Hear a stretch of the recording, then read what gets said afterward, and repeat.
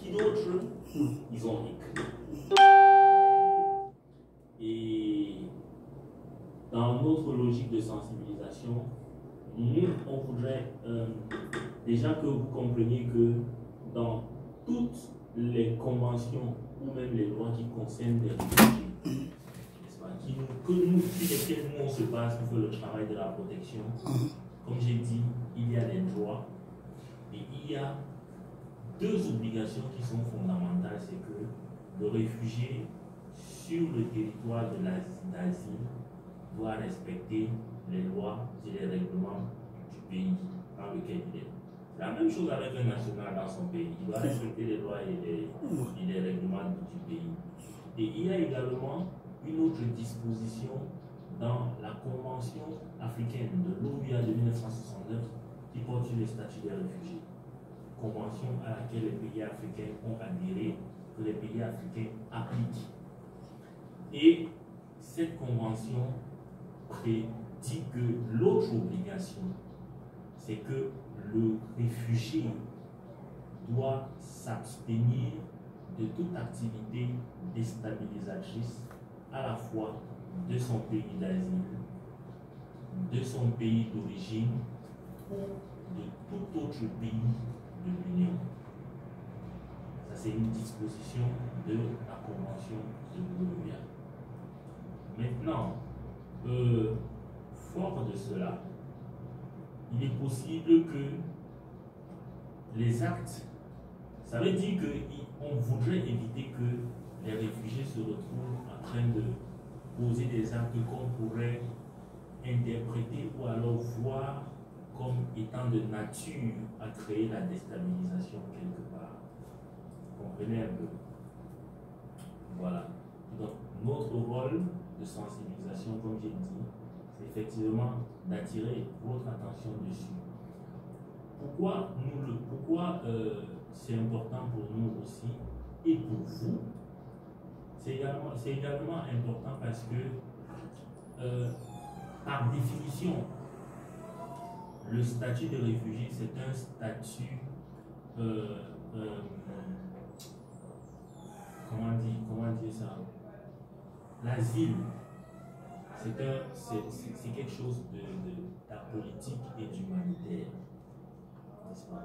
C'est quelque chose d'apolitique et d'humanitaire.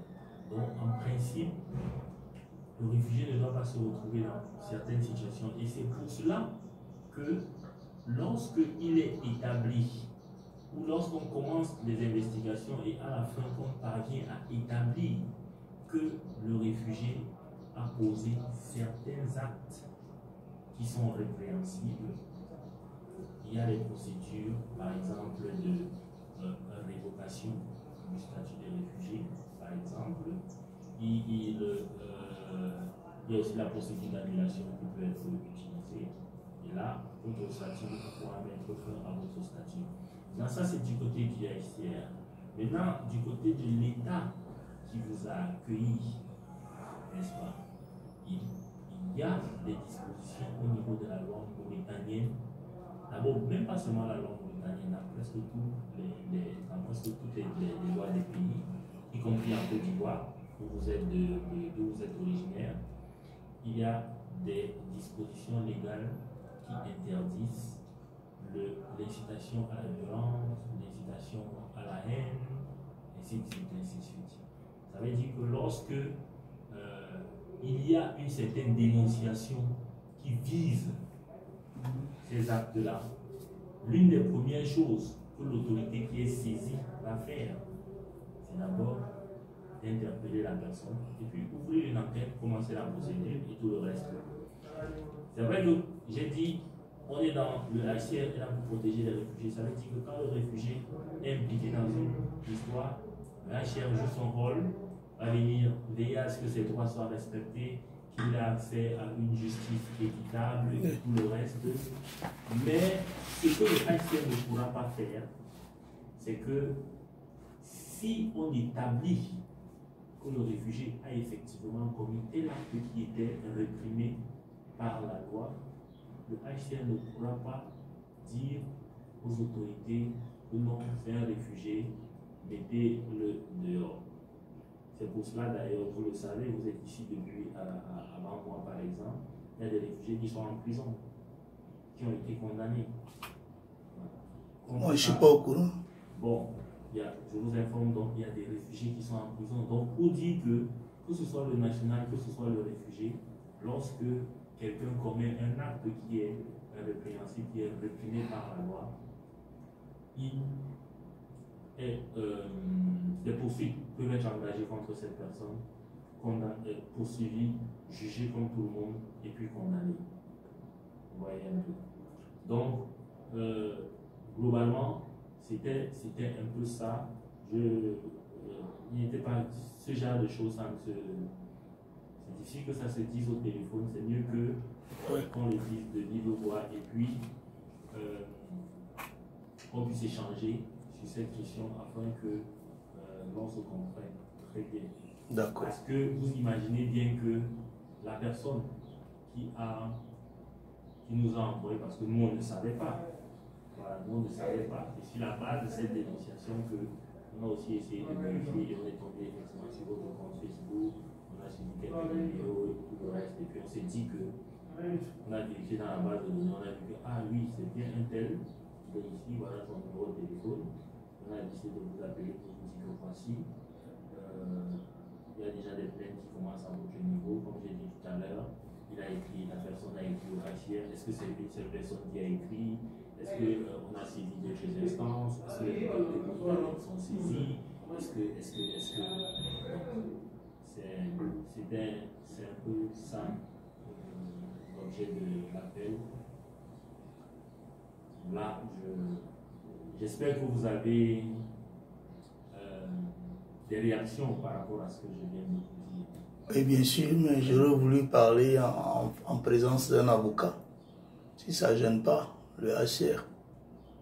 Nous sommes pas dans une procédure judiciaire. Oui, mais dans une procédure judiciaire, il faut quand même que l'avocat du HCR que j'ai appelé il n'y a pas longtemps, parce que j'ai eu des informations du fait que ma vie était menacée. Oui, il y a plus de 4 ans que j'ai envoyé des informations au niveau de la protection et que ma vie a été menacée. J'ai failli être enlevé ici à 2 reprises par les autorités de mon pays. Cette information, vous pouvez aller vérifier au niveau de la protection. Quand vous dites la protection, c'est à quel niveau? Au niveau de ALPD, il y a une section de protection là-bas. Voilà, en 2016, ma femme a noté réellement les dates, les jours. Et même des camarades de la communauté ivoirienne qui dirigent la communauté ivoirienne m'ont envoyé des messages, des menaces. Tu vois. Moi, je n'incite pas les Ivoiriens à la violence. Moi, je fais mes vidéos comme tout le monde. Et quand j'ai été victime de tentatives d'enlèvement ici, je leur ai donné la protection, je leur ai donné mon Facebook, je leur ai donné mon compte. Ça, c'est qui que vous avez rencontré? C'est la dame, comment elle s'appelle là? Madame Camara, je crois. Madame Camara. Voilà. Okay. Voilà. Ils sont au courant du dossier, ils savent mon dossier, ils savent combien de fois je souffre même pour sortir, c'est une psychose qui me gagne. Il y a un langage qui dit que la meilleure façon de te défendre, c'est d'attaquer. Je n'ai jamais dit aux gens d'aller attaquer l'autre, d'aller attaquer l'autre. Il y a une situation qui prévaut dans mon pays. Et moi, j'ai été leader d'opinion dans mon pays. Vous comprenez? Et comme j'ai été leader d'opinion, ça fait pratiquement 9 ans que je suis hors de mon pays. Et j'ai fait le Togo. C'est sous mes yeux que le ministre de notre pays a été extradé. Mais lui, il n'avait pas les documents et les papiers du HCR. Voilà, lui, il avait fait la demande. Donc, c'est à partir de là, une psychose s'est créée au niveau du camp des réfugiés. Et puis, on a trouvé bon de venir en Mauritanie ici. Tu vois, et ça fait pratiquement 7 ans que nous sommes ici en Mauritanie. Tu vois, et j'ai toujours eu ce compte depuis le Togo et je fais toujours mes publications pour mobiliser les gens. Parce que ce qui s'est passé dans mon pays est un acte barbare eh bien, je pourrais dire ça a scandalisé plus ou moins les Ivoiriens qui ont perdu la vie. Beaucoup sont allés en exil. Jusqu'à aujourd'hui, beaucoup meurent en exil. Voilà.